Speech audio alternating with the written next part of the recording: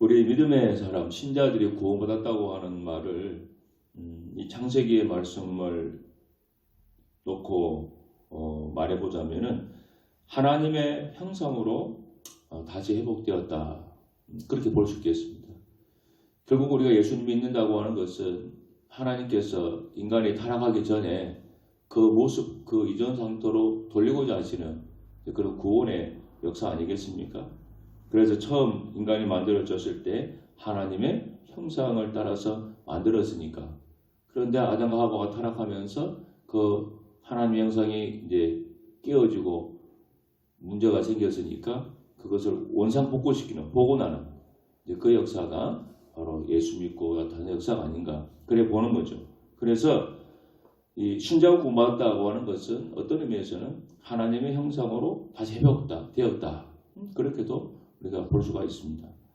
이 하나님의 형상대로 지음받았다고 하는 말이 무엇인가 하는 것은 창세기 우리 1장에 제일 처음 이제 등장을 합니다. 그리고 그 뒤에 성경에 보면은 이 형상이라고 하는 것들이 더러 이제 나옵니다. 그럼 하나님의 형상이라고 하는 것은 말은 어떤 의미를 가질 수 있는가? 자, 이것은 다스린다고 하는 뜻과 연관지어서 우리가 볼 수가 있습니다. 오늘 26절 말씀이죠. 하나님이 이르시되 우리의 형상을 따라 우리의 모양대로 우리가 사람을 만들고 그들로 바다의 물고기와 하늘의 새와 가축과 온 땅과 땅에 기는 모든 것을 다스리게 하자. 그렇게 나옵니다. 이 말씀을 쫙 요약하면 이거죠. 우리의 형상을 따라 사람을 만들고 그리고 그 사람이 다스리게 하자. 바로 그 얘기입니다. 그렇죠? 그러니까 인간이 하나님의 형상대로 만들어졌다고 하는 것은 하나님이 우리 인간처럼 생겼다고 하는 그 형상이 아니고 온 땅과 모든 짐승과 식물을 다스리는 그런 어떤 존재, 또 왕적인 존재, 그런 존재로 하나님이 만들었다. 그 얘기죠. 그러니까 하나님의 형상대로 만들어서 다스리게 했으니까. 그러니까 하나님의 형상대로 회복되었다고 하는 것, 하나님의 형상으로 만들었다고 하는 것은 그런 어떤 왕적인 의미가 그 인간에게 부여가 되어 있는 겁니다. 자, 이것을 이제 고대 우리 근동이라고 하죠. 이제 수천 년 전에 이제 이스라엘 민족이 살았던 그 지역에 이제 우리 보통 메소포타미아니 뭐 그런 데 있잖아요, 문명. 그런 고대 근동의 신화들을 보면은 그 신들이 사람을 이렇게 만들고 막 세우지 않습니까? 그때 그 고대 근동의 그 신화, 옛날 신화, 그런 교회, 기독교 밖에 그런 신화에서는 신들이 사람을 왜 만들고 하느냐 보면은 신들이 할 일을 일하는 것이 귀찮아서 신들을 보살피고 또 신들이 할 일을 심부름하는 그런 심부름꾼 아니면 노예 이런 수단으로 인간을 창조했다고 하는 것입니다. 그 신화에서는. 그렇기 때문에 인간은 어떤 존재냐? 평생 신을 위해서 일해야 되는 그런 일벌레 혹은 노예 그런 것에 불과했다는 것입니다. 그 고대 옛날 수천 전의 신화에서는요. 그런데 성경은 우리 인간을 어떻게 창조했다고 했습니까? 신의 형상으로 창조했고 그리고 그 인간을 하나님의 대리인으로서 하나님을 대신해서 세상을 다스리는 존재가 되겠다는 것입니다. 그러니까 이 고대 근동의 그 신화하고 기독교하고는 완전히 정반대의 개념이 됩니다.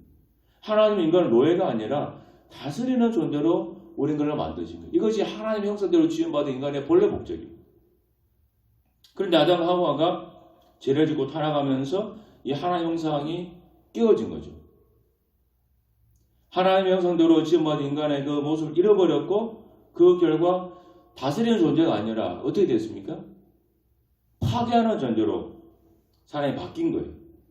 아니면 노예 같은 삶을 사는 사람이 되었습니다. 그래서 인간이 타락한 이후에 사람들의 삶의 그 모습을 보면 알 수 있습니다. 자연을 수없이 파괴했죠. 우리가 하나님 처음 이 세상을 만들 때 그 세상의 모습 우리가 어떤지 알 수는 없지만 정확하게. 그러나 그 수천 년 계속된 역사 속에서 이 자연이 얼마나 많이 파괴가 되었습니까? 우리나라만 보세요. 우리만 해도 2, 3년 전의 모습하고 지금 모습하고 비교해 보세요. 얼마나 현대식 건물을 많이 들었을지 모르지만 자연 환경은 얼마나 많이 파괴가 되고 공해도 많고 저 어렸을 때만 해도 하늘에 정말로 은하수라고 하는 것이 있었거든요. 도시에 나가도. 근데 지금은 하늘에 정말 은하수 한번 보려고 그러면은 저 시골에 가서 특별한 망원렌즈 같은 걸 놓고 봐야 볼 정도가 되었으니까. 그리고 전쟁을 일으켜서 정말로 모든 것들을 파괴했습니다. 그리고 많은 사람들이 무엇보다도 돈의 노예가 다 되어버렸어요. 그리고 가장 중요한 것은 죄의 종이 되었다고 하는 것입니다. 로마서 6장 17절 말씀입니다. 하나님께 감사하리로다. 너희가 본래 죄의 종이더니. 그러니까 다스리는 존재의 왕적인 존재인데 종이 되어버린 거죠. 완전히. 하나님 형상에 끼어들면서.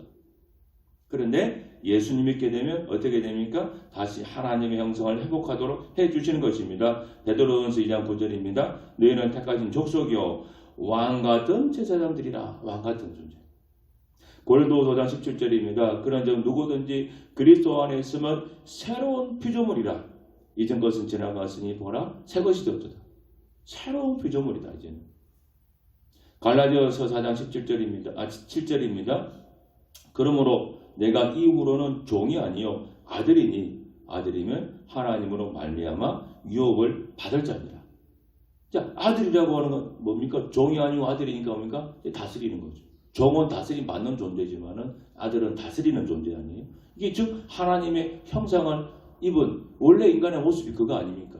그 예수님 믿고 나니까 하나님 형상 회복이 되어서 이제 다스리는 권세가 있어요. 그래서 예수님이 믿고 나면 우리에게 권세가 주어져서 어떤 때는 기도로 명령해서 때로는 바람을 잔잔케 하기도 하고 죽은 자를 살리기도 하고 병든 자를 치료하기도 하고 그게 이제 권세잖아요. 다스리는 왕적인 권세. 그것이 이제 회복이 되어가는 거예요. 많이 회복이 된 사람은 그 능력이 많이 나타나는 것이고 회복이 조금 된 사람은 능력이 조금 나타나는 거 아니겠습니까? 우리 사람이 돈의 노예가 되면은 하나님의 형상대로 지음받은 모습이 아니지요. 근데 오늘 특히 우리 한국교회 많은 신자들, 어쩌면 전 세계에 있는 많은 신자일 수도 있겠습니다. 이 돈에 다스림 받는, 돈에 매여있는 존재로 완전히 전락해 버렸습니다. 세상을 다스려야 할 왕적인 존재가 돈의 노예가 된 것이죠. 이것을 풍자하는 재미있는 유머가 있더라고요. 한번 들어보세요. 하나님이 소를 창조하신 다음에 이렇게 말씀했다고 합니다. 너는 60년 동안만 살아라. 너는 사람을 위해 평생 일만 하며 살아야 된다. 그랬더니 소가 그 봉사 시간이 너무 길다고 그랬더니 30년만 깎아달라고 그랬어요. 그래서 소는 30년 살게 되었습니다. 그 다음 하나님께서 개를 만드신 다음에 너는 30년만 살아라. 대신 너는 평생 집을 지켜야 한다. 그랬어요. 그러니까 개도 너무 길었더니 저도 15년만 좀 살게 해주세요. 그 15년으로 받아들였어요. 됐습니다.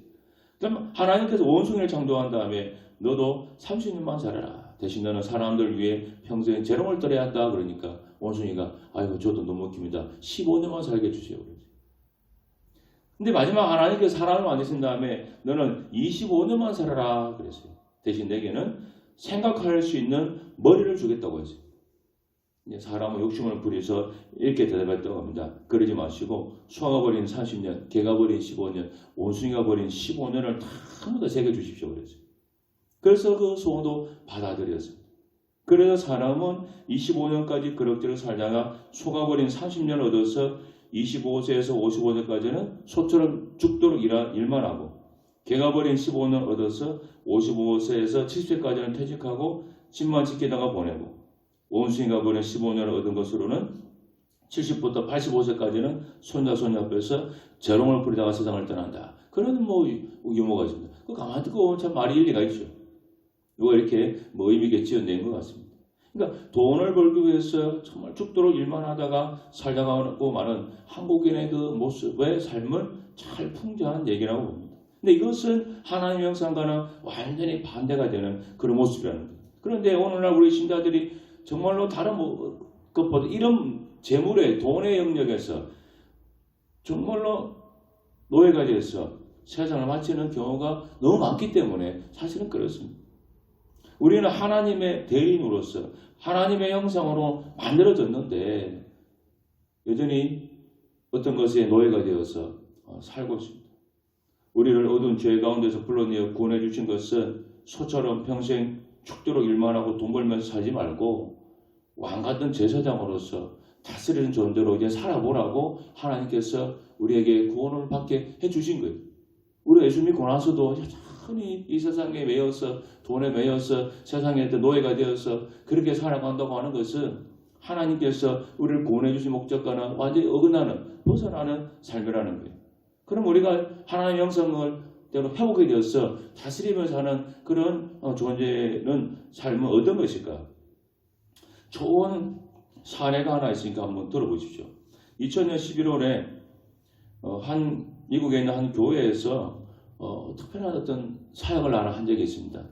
이것이 많이 알려진 적이 있는데 하나님 나라의 과제라고 하는 그런 아주 생소한 사역을 하나 했습니다. 이거 어떻게 진행되었는가 하면은 100명의 교인들에게 교회 재정으로 한 $100씩 다 나눠주고 그 다음에 재량껏 사용을 하게 하는 겁니다. 이 $100니까 뭐 우리 돈으로 한 3, 4만 원쯤 되겠죠. 그리고 사용하는데 세 가지 조건이 충족을 시켜야 됩니다. 과제가 첫째, 이 돈은 하나님 돈이라고 하는 사실을 명심해야 된다. 두 번째, 어디에 쓰든지 상관없지만은 하나님 나라 확장에 도움되는 일에만 써야 된다. 마지막 세 번째는 받은 날로부터 90일 되는 날 그 결과를 전 교인에게 보고한다 그랬어요. 그래서 이 $100를 교회 재정으로 100명에게 주니까 그것도 벌써 $10,000 아닙니까? 1,000만이 넘는 거잖아요. 그러니까 처음에는 교인들이 그 $100를 받으려고 하지 않았습니다. 하나님 돈이라는 생각도 들고 또 함부로 쓰면 안 된다 하니까 또 그게 굉장히 부담이 되지 않습니까? 그러나 결국은 이제 교인들 100명이 그 $100씩 다 받아서 90일 지난 다음에 이제 교인들 앞에서 이제 보고하는 그 날이 되었습니다. 그 미국 한 MBC 방송에서 이 장면을 전국에 생중계했고 보고 듣는 사람들과 시청자들이 그때 굉장히 참 은혜를 많이 받았다고 합니다. 이 일부 교인들의 돈으로 가난한 노숙자들에게 음식과 담요를 제공했고 또 어떤 사람들은 미혼모의 보조금으로 이렇게 주기도 하고 또 중국의 신학생들을 위한 장학금으로 준 사람도 있고 또 멕시코 무주택자들을 위한 주택기금으로 준 사람도 있고 교도소 사역을 위한 헌금으로 제공을 이렇게 했다고도 합니다. $100 가지고. 자, 여기까지는 우리 있을 수 있죠. 뭐 $100니까 족보름 되니까 하나님 기뻐하는 일을 찾아서 그냥 돈만 주고 오면 되는 거잖아요. 그러나 놀라운 것은 뭐냐면은 이 돈을 사용할수록 금액이 불어났다고 하는 것입니다. 이 돈을 가지고 불치병 어린이 환자들에게 책을 읽어주는 일을 시작한 교인이 있다고 그래요. 근데 그 교인은 창고에 가득하게 아동 도서를 모으게 됐다고 합니다. 근데 이런 일을 한다고 하니까 소문이 나가지고 그 돕고 싶은 사람들이 아동 도서를 이렇게 갖다 준 거죠, 결과적으로. 그 어떤 교인은 예수 영어를 상영하는 일에 $100 사용했는데 그걸 알게 된 10명의 친구들이 같이 참여하면서 그럼 나도 그 일이 좋은 일이니까 동참하겠다. 그래서 원래 $100가 $6,000까지 불어났다고 합니다. 그래서 처음 교회가 예산을 투자할 때는 $10,000, 한 1,500만 원 정도를 투자했는데 미국은 물론 전 세계 25만 명에게 직간접적으로 영향을 미쳤고 90일이 지난 후에는 $15만 넘는 돈으로 불어났다는 것입니다. 그런데 이보다 더 중요한 것은 이 과정에 참여한 교인들이 하나님의 돈 100달러를 관리하면서 자기들이 하나님의 청직이라고 하는 사실을 확인했다고 하는 것입니다. 이들은 단지 $100뿐만 아니라 자기들이 가진 모든 돈, 재능, 시간까지 모두 하나님의 것임을 깊이 깨닫게 되었습니다. 그래서 교인들은 모여서 자기들이 깨달은 것 6가지를 이렇게 소개를 했습니다. 90일 동안 이분들이 이제 이 일을 하나님, $100 하나님을 하면서 공통적으로 깨달은 것 6가지입니다. 한번 들어보세요. 첫 번째, 주는 것보다 받는 것이 더 많았다. $100 가지고 하나님 막 하다 보니까 사실은 쓰는 거잖아요. 근데 쓰는데 이상하게도 더 많이 받게 되더라는 거지. 하나님은 우리의 기도 응답하신다는 거죠. 이분들이 $100 쓸 때 얼마나 고민이 되겠습니까? 하나님 이 돈을 어디에 써야 하나님 나라 확장에 도움 되겠습니까? 기도를 하게 된다는 거예요. 기도를. 그리고 나중에 기도 응답을 받고. 세 번째는 모든 것이 다 하나님 것이다 하는 것을 알게 되었습니다. 적은 돈으로도 큰 일을 할 수 있다는 것을 알게 되었습니다. 그 다섯 번째는 섬길 기회는 우리 주변에 매일 있다고 하는 것입니다. 마지막 여섯 번째는 우리 인생에서 참으로 중요한 일이 무엇임을 배우게 되었다. 이들은 신자가 어떻게 돈의 내가 되지 않고 세상을 다스리는 그런 다스리는 존재, 왕적인 존재가 될 수 있는지를 이분들이 잘 보여주는 사례라 하겠습니다. 여러분, 우리 역시 우리가 가진 물질이나 재능, 시간을 하나님 나라 위해서 봉사함으로써 다른 이들이 우리를 통해 하나님을 만나게 할 수 있고 또 하나님을 알게 되게 한다면은 그것이야말로 우리가 바로 하나님 형상이 회복되어서 다스리는 존재가 다시 되는 그런 삶이 되는 것입니다. 그래서 하나님 우리를 어떤 면에서 하나님의 청지기라고 하는 것입니다. 그저 우리는 우리 한 사람 복 받고 편안하게 살라고 구원받은 것이 해주신 것이 아니라 바로 이런 다스리는 존재로 살아가라고 우리를 세워주신 것이죠. 그러니까 우리도 이런 내가 하나님 청지기다. 내가 하나님께 뭔가 맡은 그런 사람이다 하는 마음을 가지고 살아간다면은 우리를 통해서 정말로 크고 작은 좋은 일들이 많이 일어날 수가 있다고 하는 것입니다. 오늘 28절 말씀에서도 하나님 그들에게 복을 주시며 하나님은 그들에게 이르시되 생육하고 번성하여 땅에 충만하라. 땅을 정복하라. 바다의 물고기와 하늘의 새와 땅에 다 움직이는 모든 생물을 다스리라 그랬습니다. 하나님 인간에게 축복가 됐죠. 생육하고 번성하고 땅에 충만하라. 이거 하나님의 축복입니다. 또 땅을 정복할 축복의 동시에 땅을 정복하라고 하는 사명도 주셨잖아요. 그렇기 때문에 우리 하나님 형상으로 회복된 우리 신자들은 그냥 내가 원하는 대로 내 하고 싶은 대로 다 살아가는 사람이 되면 안 되고 하나님 내게 주신 그런 사명을 작게라도 감당해야 되는 책임이 있는 존재가 되었다고 하는 것을 기억하셔야 됩니다. 우리 인간에게는 자유의지가 주어져서 우리가 자유롭게 살 수는 있습니다. 하지만은 인간에게 주어주신 사명을 감당해야 하는 책임으로부터까지 우리가 자유로워진 건 아니죠. 우리 하나님 형상대로 지음받은 존재입니다. 그래서 이제 하나님 형상 회복한 우리는 내가 좋아하는 일만 하고 사는 것이 아니라 하나님이 바라시는 것이 뭔가 우리가 조금 고민해보고 그것을 해나가는 사람이 돼야 된다고 하는 것입니다. 그래서 그걸 찾기 위해서 설교를 듣는 것이고 교회도 나오는 것이고 또 같이 얘기도 하는 것이고 성경을 읽는 거죠. 그러다 보면은 내가 이걸 좀 하면은 하나님 조금 더 기뻐하시고 하나님 확장에 뭔가 좀 기여를 하는 일이 되겠구나. 그걸 여러분 찾아서 한번 해보시면 어떻겠나. 제가 이렇게 말씀을 드리는 거예요. 충분히 우리가 삶의 영역에서 얼마든지 그렇게 할 수 있습니다. 내가 있는 직장에서든 학교에서든 집에서든 다 그럴 수 있죠. 뭐 10분 화내던 사람이 한 5분 화내도 그 하나님 기뻐하는 일 아니겠습니까? 예를 들면 하나님 형상 회복된 우린 그런 참 귀한 존재가 됐습니다. 이제는 좀 더 나를 위해서만 사는 것이 아니라 하나님의 영광을 위해서 하나님 나라 확장을 위해서 살 수 있는 그런 우리가 되기를 바랍니다. 기도하겠습니다. 하나님 아버지 감사합니다. 우리는 이 땅을 다스리는 그런 존재로 창조되었고 그리고 예수님 믿은 다음에 다시 그 놀라운 축복과 사명이 우리에게 다시금 생겨났습니다. 하나님 아버지 정말 이제는 어떤 것은 노예가 되었어. 끌려다니는 인생이 아니라 우리가 왕으로서 왕적인 존재로서 다스리고 이끌어가는 그런 삶을 살아갈 수 있도록 하나님이여 저희들 도와 주시옵소서. 우리 구주 예수님 이름으로 간절히 기도하옵나이다. 아멘.